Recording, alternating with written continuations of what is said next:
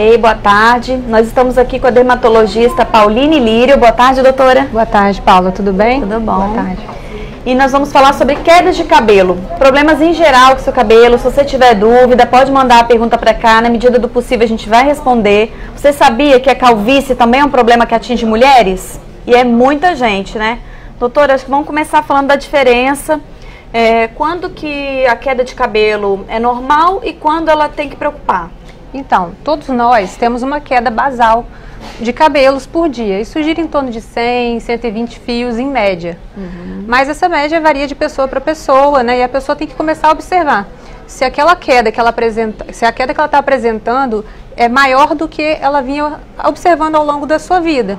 Se começa a ficar muito volumoso, aí, ou uma contagem maior aí de 100, 120 fios, que ninguém vai ficar contando minuciosamente, né? Sim. É observar mesmo o volume daquela lavagem que antigamente não encontrava tanto cabelo no ralo, ou pela casa, ou no carro. Aí se a pessoa começa a observar cabelos em lugares que ela antes não observava, então é importante ela estar avaliando essa questão, porque pode ser já um indício de que a queda está maior, que é uma queda não normal mais, né? Já partiu para uma coisa que deve ser investigada. Tipo, passou de um mês e aquela queda continua, já tem que investigar? Sim, e temos que considerar também que nós todos apresentamos um ciclo capilar. O cabelo ele cresce, ele estaciona por um período muito curto e depois ele cai. Esse período de queda pode durar em torno de 3 meses. Então, às vezes, as pessoas estão passando por uma fase fisiológica. Mas assim, como eu falei, se ficou uma queda mais abrupta ou foi uma coisa muito pontual na vida dela, sabe, o momento em que começou a cair o cabelo, o dia, a data, é uma coisa muito importante para ser investigada, porque pode se tratar de alguma doença. A gente vai falar então das doenças relacionadas à queda de cabelo, mas já tem uma pergunta aqui. Colocar gengibre no shampoo ajuda a diminuir queda de cabelo? Qual a melhor forma caseira de evitar a queda? Assim, a gente sempre tenta orientar o paciente a nunca fazer fórmulas orientadas por amigos, coisas caseiras, porque assim, o que existe comprovado, científico, que realmente funciona, não está muito bem nessa linha de raciocínio. Colocar o gengibre no shampoo não vai fazer nenhuma alteração no sentido da queda. Pode melhorar a nutrição do fio, melhorar a textura, mas assim, com relação a interferir na queda propriamente, não há nenhum shampoo, a não ser num caso muito específico, que seria na alopecia androgenética, que é a calvície. Aí sim, tem um shampoo que é mais considerado específico para tratamento de queda. E aí no caso do gengibre no shampoo ou qualquer outro shampoo que prometa impedir uma queda, tem que tomar muito cuidado, porque às vezes você pode estar gastando dinheiro, postergando um tratamento adequado. Por isso que é bom, antes de começar a fazer essas medidas caseiras, investigar com o dermatologista, ele fazer um exame bem minucioso do seu couro cabeludo para depois optar por um tratamento domiciliar, um tratamento no consultório, ou às vezes investir no tratamento caseiro que tenha resultado.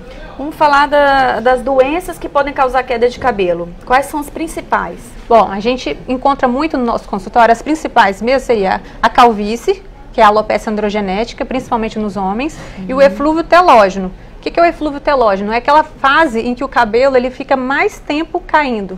O natural é ter três fases, né? Anágeno, catágeno e telógeno. No telógeno ele cai. Quando essa fase está alargada, que eu falei que pode durar até uns 3 meses, ou seja, durando mais de 3 meses, a gente chama de eflúvio telógeno. O que pode ser considerado uma causa para esse tipo de queda? Estresse, não só físico, como emocional, então uma perda de um ente querido, um desemprego, ou ficar internado por alguma enfermidade, ter alguma doença que afeta a tireoide, deficiência de nutrientes, dietas muito restritivas. Então a gente tem a calvície e o eflúvio telógeno como as principais causas de procura no consultório. Essa alopecia que ela comete homens, tanto homem quanto mulheres, né, homens e mulheres, é diferente no homem e na mulher, tanto a característica quanto as causas? Sim, a alopecia androgenética, no homem, ela se manifesta de uma forma diferente da mulher. No homem a gente nota aquelas entradinhas, né, e a coroinha ficando mais evidente. Já na mulher, quando é o caso de alopecia de padrão feminino, a gente nota um alargamento da risca. A gente começa a enxergar as laterais do couro cabeludo que antes não enxergava. Então, quando a gente divide, faz a divisória bem certinha no meio da risca do cabelo, a gente começa a ver as laterais. Essa é a manifestação da alopecia que não está mais sendo chamado de androgenética na mulher, mas vulgarmente ficou com esse nome, né? Então, a alopecia androgenética na mulher se manifesta com alargamento da risca, já no homem, as entradas e a coroinha mais evidente. E as causas na mulher não estão tão bem esclarecidas quanto no homem. Então, assim, no homem a gente já sabe que tem diversos tratamentos, na mulher a gente ainda não conseguiu definir todos os motivos, então por isso que é um pouco mais difícil de conseguir encontrar um tratamento adequado. Mas tem tratamento porque a calvície, né, a alopecia, ela não tem cura. A pessoa vai conviver com esse problema o resto da vida. Isso. Mas tem como tratar, retardar essa queda? Sim. No caso da alopecia androgenética, é como se, quando a gente institui o tratamento, é como se a gente estivesse colocando um pé no freio. Aquela doença que está ativada, a pessoa tem a predisposição genética e o gene foi ativado para calvície, ela vai ter calvície se não tratar, vai continuar evoluindo e talvez evolua até para um transplante. Mas a gente pode instituir tratamentos para quê? Para dar uma desacelerada nessa progressão. Então você pode estabilizar o quadro ao ponto da pessoa, às vezes, num quadro muito inicial, reverter, deixar o cabelo mais firme, mais forte e fazer até uma cobertura daquela área que estava aparentemente mais rala. E nos casos que a gente não consegue reverter, pelo menos estabilizar. A partir do momento que você institui o tratamento, você consegue interromper que ela tem aquela evolução rápida, progressiva para casos que vão evoluir para transplante. Por isso que é importante, a partir do momento que você detectou a alopecia, que você detectou uma queixa, o rabo de cavalo está ficando mais ralo, estou encontrando, a minha risca está ficando mais fácil de ser vista. Esse é o caso de procurar um médico, para quê? Para não postergar, fazendo tratamentos domiciliares, tratamentos que uma amiga está fazendo, porque às vezes a sua causa é diferente da causa de outro colega. Sim. E você postergar o seu tratamento por conta de tentativas que não vão dar certo. Entendi. No caso, o transplante seria, assim, a última forma de tratamento, né? A última opção. Sim, seria já naqueles casos em que já houve a perda do folículo. Muitas vezes as pessoas acham que elas não têm mais como reverter. Só que, na verdade, fazendo a tricoscopia, que é um exame que a gente bota um aparelho que aumenta em mais de 10 vezes aquela imagem do couro cabeludo, a gente nota que não só tem cabelo ali, como ele pode ser estimulado. O cabelo ele só está tão fininho, tão afinado pela própria doença, pela alopecia androgenética, que a gente estimulando ele a engrossar, a ficar mais nutrido, ele consegue fazer uma cobertura legal. Ah, entendi. E você estava me dizendo que às vezes essa calvície começa cedo, né? Com jovens aí, menos de 20 anos, sim, a pessoa já pode começar a ter uma queda de cabelo e ficar já com alguma parte calva, né? Sim, a gente pode notar isso em qualquer idade e em qualquer sexo. É muito mais comum na idade adulta. Mas assim, detectando isso precocemente num jovem, você consegue diminuir bastante o estigma, né? De ficar careca, de ficar calvo no futuro. Eu imagino que tem muitos mitos relacionados à queda de cabelo, né? E já estão chegando muitas dúvidas. A Sandra Pereira Nepomucena diz assim: meu cabelo cai somente quando eu lavo e penteio muito. Isso, então, essa é até uma queixa muito relevante, porque nos consultórios a gente ouve isso recorrente. As pessoas deixam de lavar o cabelo porque fala que no banho encontra mais cabelos do que no dia a dia na casa. O que acontece? A pessoa, quando está no banho, existe o peso da água no couro cabeludo, então o cabelo ele fica mais pesado, tende a cair mais, e também há o ato de manipular mais, de desembaraçar. Então a pessoa certamente vai notar mais cabelos durante o banho. Mas esses cabelos que estão caindo no banho ou pela casa são cabelos que já iam cair. São fios que já estavam programados naquela fase que a gente chamou de telógena, né? Aquela fase que o cabelo está programado para cair, que ele não volta mais a crescer, então ele vai cair no banho. Então a gente está estimulando aqueles que já iam cair a cair mais rápido. Mas o fato de você deixar de tomar banho não vai impedir a queda, porque ele já está programado para cair. Muitas pessoas deixam de lavar o cabelo passa a ficar oleoso. A oleosidade contribui para quadros de dermatite seborreica, né, que é vulgarmente chamado como caspa, e que hoje em dia a gente já sabe que influencia também nos quadros de queda. Então não é interessante deixar de lavar achando que está fazendo um tratamento, quando na verdade você só está postergando a queda. Aí na próxima lavagem, o que não caiu naquela lavagem que foi eliminada, vai acumular para a próxima, e aí vai parecer que cada vez aumenta. Vai ser pior ainda até, né? Sim, com certeza. A Marina Souza também pergunta algo relacionado a isso. A água quente provoca queda de cabelo? A água quente ela não provoca a queda de cabelo em si. O que ela pode levar é o favorecimento do crescimento de fungos, né, da oleosidade do couro cabeludo, que no futuro, indiretamente, né, vai contribuir para a queda de cabelo também. Então é melhor lavar com água de morna, fria? Morna. A gente sempre orienta os pacientes a lavar com água morna, nunca ir dormir com o cabelo molhado, por exemplo, porque a umidade favorece o crescimento de fungos, e aí tudo isso vai ser uma reação em cadeia para depois poder deixar o couro cabeludo mais suscetível à queda. Quem usa o cabelo muito preso o dia inteiro com coque, rabo, isso prejudica o cabelo? Pode prejudicar, principalmente aquelas pessoas que fazem rastafari ou tranças, coisas que apertam muito o couro cabeludo. A gente pode ter um tipo de alopécia que a gente chama de alopécia de tração, que seria decorrente da tração desses tipos de apliques, de penteados, né, inusitados, que podem fazer uma tração tão grande que com o tempo, aquela área onde o cabelo ficava preso, ele começa a soltar. Essa é uma das causas de queda também, que pode ser eliminada, basta tirar esse hábito. O hábito, exatamente. A Di Ribeiro pergunta assim, distúrbio da tireoide também dá queda de cabelo? Com certeza. Essa, inclusive, é uma das causas mais encontradas também no eflúvio telógeno, que a gente vê, às vezes, um hipo ou um hipertireoidismo, né? Então, uma deficiência da glândula tireoide, seja pelo mau funcionamento dela, pela falta de algum hormônio, ela vai funcionar de forma errada, e a gente tem essa coisa do cabelo ficar mais seco e quebradiço no hipotireoidismo e cair com mais facilidade. Então, uma das nossas rotinas é, durante a primeira consulta, solicitar alguns exames, dentre eles os exames da tireoide, para saber se tem alguma coisa alterada. Porque se nesse primeiro contato, no screening, né, no rastreamento, a gente já vê que tem uma alteração na tireoide, a gente pode detectar e encaminhar para um endocrinologista fazer o acompanhamento, e muitas vezes isso já vai solucionar o problema que estava sendo funcionando pela causa, né? Sim.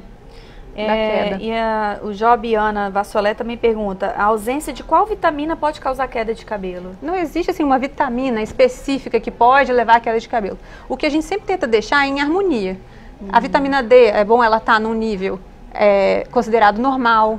A ferritina, que no caso não é uma vitamina, né? Também é um nutriente do ferro. Seria interessante manter em níveis adequados. A vitamina B12, mas assim, nos estudos ele não tem uma vitamina específica que é relacionada com a queda. Mas eu sempre explico para os pacientes que é importante manter o equilíbrio. Se está baixo, deficiente, tem que repor para pelo menos manter numa harmonia para o corpo funcionar melhor. Sei. Tanto esse problema de queda de cabelo atormenta tanto as mulheres, que a maioria é mulher aqui, tirando dúvida, né? Sim, a Marina, de novo, Souza, perguntando, problemas de imunidade também provocam quedas frequentes de cabelo? Sim, a gente tem algumas doenças relacionadas à imunidade que pode levar à queda de cabelo.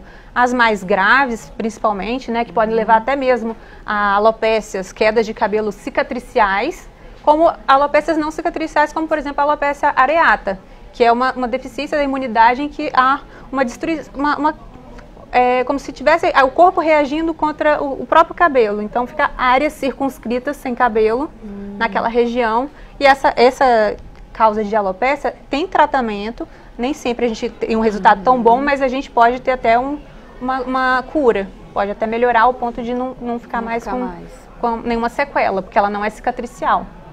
A Di Ribeiro também pergunta, tem algum tipo de tintura que derruba os fios também? É bom usar tinta sem amônia, por exemplo? Não, o que eu sempre sugiro quando vai fazer algum procedimento de tintura é que respeite, assim, não seja nenhum procedimento agressivo, que não interfira na raiz, né, que não deixe o couro cabeludo sensível, porque a tinta em si ela não vai fazer o cabelo cair. O procedimento agressivo no couro cabeludo pode. Então, selagens, coisas que fazem neutralização, aquelas químicas para alisar ou para deixar o cabelo cacheado, essas aí podem ser um pouquinho mais perigosas. Porque também depende do profissional que vai fazer, né, da técnica. Mas a tinta em si, eu até assim, às vezes eu estimulo os pacientes que estão com fios brancos a tingirem, porque o fio branco ele dá a sensação de que o cabelo está mais ralo. Então a pessoa fica com a autoestima baixa às vezes porque não está com aquela área tão coberta e deixa de pintar achando que vai estar prejudicando, quando na verdade, respeitando um limite aí, né, de 1 centímetro, né, da raiz, eu acho que já vai ficar bem... Melhora o aspecto, sim, né? Com certeza. Até melhor para o nosso exame também, ajuda. Se a pessoa tem o hábito de pintar, eu peço para pintar, fazer umas 2 lavagens antes, para não ficar nenhum resíduo de tinta, para a gente poder fazer a tricoscopia com mais precisão. A Luciele Neves quer saber se existe algum remédio para nascer pelo na sobrancelha. Tem, a gente pode lançar mão de produtos que já existem no mercado para o couro cabeludo e que a gente só faz uma adaptação, né? Aplicar com cotonete ou com a pontinha do dedo, tem que ser mais sutil, né? Tem que ser um pouquinho mais delimitado para não ficar... É melhor fazer isso com acompanhamento médico, sim, não com certeza. Casa, comprar não escolher produto que uma amiga está usando, porque às vezes o produto pode não ser adequado para essa região, né? Muitas formulações podem ter outros ativos que podem agredir os olhos, então tem que tomar um pouquinho mais de cuidado. Quando vai transferir um produto do couro cabeludo para a sobrancelha ou para a barba também, que muitos homens querem preencher a barba, e tem também como fazer. Só que tem que fazer com cuidado, porque aqui já é uma pele diferente lá do couro cabeludo, então tem que fazer com os produtos adequados. Porque tem homens que têm falhas na barba, tem como resolver essas falhas? Sim, se for uma falha que não foi causada por nenhum procedimento que levou uma cicatrização do folículo, né, na base, não deu fibrose, não deu cicatriz, a gente consegue recuperar. Agora, aquele homem que tem pouquinhos pelos e que quer ficar com uma barba de lenhador, igual está na moda hoje, aí às vezes a gente orienta, ó, pode crescer, mas o que é constitucional, o que é dele, que vai acontecer. Então a gente não consegue estimular um cabelo que nunca existiu a aparecer. A gente consegue estimular aqueles que já existem. E com o tempo também, à medida que a gente vai envelhecendo, o cabelo vai raleando, isso é normal, né? Sim.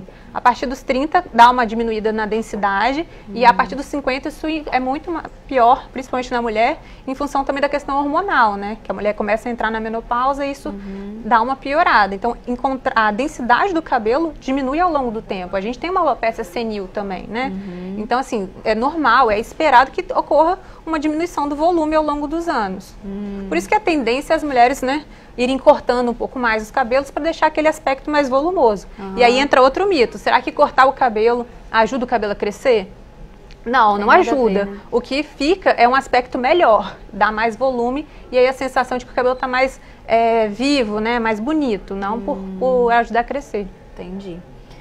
E a Rosineia fala assim que ela teve bebê recentemente e os cabelos caíram demais. O que ela pode fazer para reverter essa situação? Então, aí nesse caso é bom investigar em que fase da amamentação ela está, para saber se a gente já pode introduzir algum nutracêutico, né, algum remédio polivitamínico para ela tomar, ou passar, porque dependendo da amamentação, a gente não pode fazer, se for uma amamentação exclusiva, ela só dá leite amamentando pelo seio. Então a gente não pode fazer alguns medicamentos que pode passar pelo leite, então a gente evita. Mas tem alguns tratamentos de vitaminas que não vão interferir nem no bebê e que poderiam ser iniciados. Auxiliar, né? É bom ela procurar um médico, mas isso é muito comum. A pessoa está grávida, no segundo para o terceiro mês que ela ganhou o neném, começa a sentir uma queda. É uma queda esperada. Parar, né?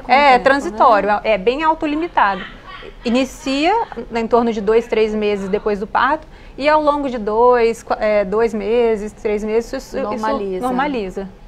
A Bruna Florencio pergunta se quem faz bariátrica tem muita queda, se tem algum tipo de vitamina, alguma coisa específica para isso. Bariátrica é uma outra condição que leva também ao eflúvio telógeno, aquela queda que eu falei relacionada ao estresse metabólico, ao estresse cirúrgico, né?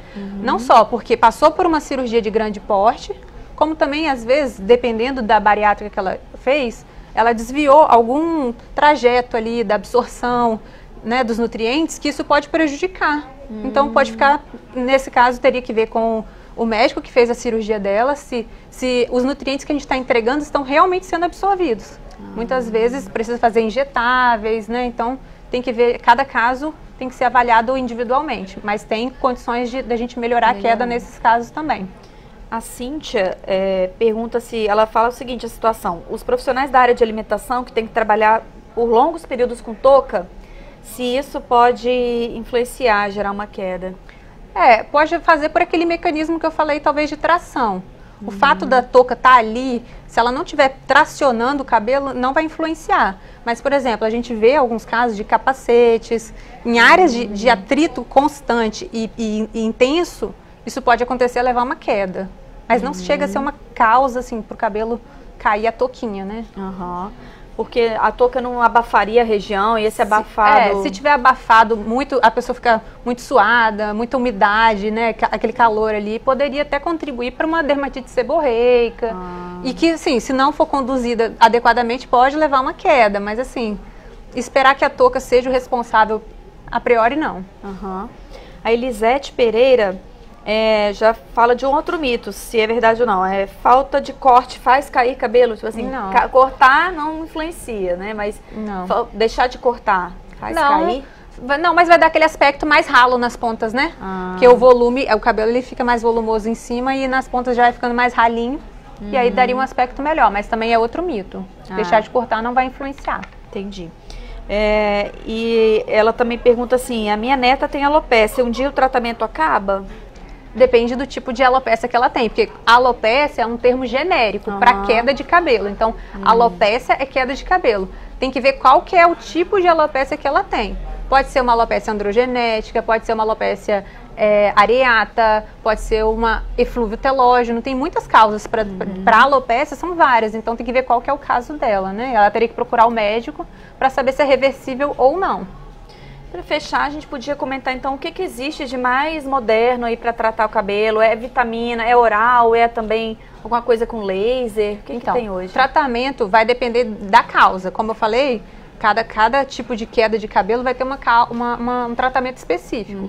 Então, para eu falar para você qual que é o melhor, vai ser o melhor de cada queda de cabelo. Então, assim, para androgenética, nós temos os comprimidos orais, dependendo se for homem ou se for mulher, a gente pode fazer. O tópico, pode fazer sessões de mesoterapia, né? Ou microagulhamento, tudo que envolver agulha vai poder estimular o couro cabeludo a crescer. Pelo próprio estímulo das agulhas. No caso do eflúvio, corrigir se houver alguma deficiência de algum nutriente, encaminhar para o endócrino se houver alguma alteração da glândula tireoide, por exemplo. Corrigir o estresse, se estiver tendo muito estresse, né? Tentar desacelerar um pouco. E também podemos agregar essas técnicas, as mesmas que a gente faria na androgenética, para o eflúvio. Mesoterapia, microagulhamento, com nutrientes que a gente possa entregar ali naquele couro cabeludo para ele ficar estimulado a crescer. E também pode tomar nutriente por via oral também. Se for as outras causas como cicatriciais ou areata, que são mais específicos, aí é importante o médico estar investigando cada caso, fazendo diagnóstico diferencial para fazer um tratamento bem específico. Acho que é importante a gente falar que não é cabeleireiro que vai fazer esse diagnóstico e nem indicar um tratamento para você, é um médico, né? Isso, dermatologista. O salão de beleza é o nosso aliado. Às vezes eles estão acostumados a ver o couro cabeludo daquele cliente que está sempre ali todo mês, ele vai ajudar a falar, olha, seu cabelo mudou o padrão. E eles podem direcionar para o dermatologista fazer o tratamento mais adequado. Porque aí vai precisar de uma investigação bem minuciosa. Certo. A Érica Vasconcelos pergunta se o minoxidil é bom para queda de cabelo. É um dos remédios, né? O minoxidil é uma das medicações mais estudadas para queda de cabelo e normalmente ele está bem indicado para vários tipos de queda de cabelo. Mas, mais uma vez, é uma medicação que tem que ser prescrita pelo médico, porque também tem contraindicações, tem efeitos colaterais indesejados, né? Que também tem que ser avaliado em cada caso. Certo. E a Elisângela, ela fala que quando ela faz dieta, o cabelo cai muito e as unhas quebram. Sim. Então fazer dieta, de repente, muito restritiva, vai gerar um problema, né? Em tempos modernos, né? Dietas restritivas, as pessoas fazendo terapias de reposição hormonal para melhorar a performance em academia, isso tudo influencia muito no cabelo. O cabelo, na verdade, ele reflete quase tudo que acontece na nossa vida. Só que de forma, às vezes, tardia, né? Às vezes aconteceu uma coisa nos últimos 6 meses e só depois o cabelo vai manifestar a queda. Então, essas dietas muito restritivas de proteína, principalmente, porque o cabelo é basicamente composto por proteína. Se você não ingere uma quantidade adequada, provavelmente ele pode cair. Ou se você está tomando algum hormônio, às vezes a pessoa suspendeu um método contraceptivo hormonal, pode cair o cabelo. Introduziu um anticoncepcional, pode cair o cabelo. Então, tem várias coisas envolvidas. Dietas, com certeza, é uma coisa que pode ser envolvida numa das causas. E você citou o problema das academias, né? Muita gente, às vezes, por indicação ou de um profissional de educação física, de colegas, começa a tomar testosterona para melhorar o desempenho. Ele é um grande causador de queda de cabelo? Sim, porque pode levar à queda, né? Qualquer hormônio, principalmente hormônios com padrão masculino, né, com padrão que a gente chama de hormônio andrógeno, pode levar à queda. E se a pessoa já tem uma tendência a uma androgenética, você pode deflagrar aquela androgenética, a calvície. Ou pode levar um eflúvio telógeno também. Durante o uso, interrompeu, vai demorar um pouquinho para recuperar, para o corpo se adaptar à nova tendência, né, sem hormônio, para depois ele se recuperar do estímulo de queda. Certo, tá bom. Queria agradecer, doutora Pauline. Imagina, eu que agradeço. A gente tirou algumas dúvidas aqui, espero que tenha ajudado muita gente. E quem sabe numa próxima a gente volta a falar desse assunto, porque eu já vi que tem muita dúvida em relação ao cabelo, certeza. né? Com vontade, para pedir chamar e quando precisar. Tá bom, muito obrigada. Tchau, obrigada, boa tarde. Tchau, boa tarde.